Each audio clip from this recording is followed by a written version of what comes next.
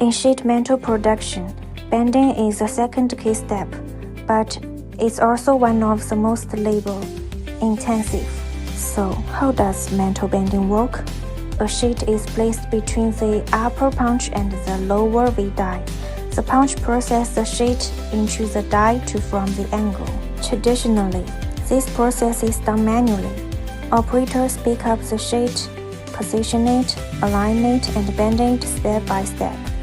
For large or heavy parts, it often requires multiple workers, and under heavy workload, mistakes can easily happen. That's why more factories are moving to robotic bending automation.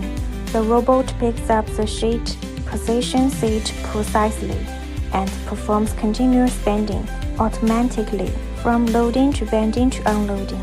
The entire process becomes more stable, efficient, and consistent. Even for multiple pens, the robot can reposition the part accurately every time. Less labor, fewer errors, and higher efficiency. This is the future of metal bending.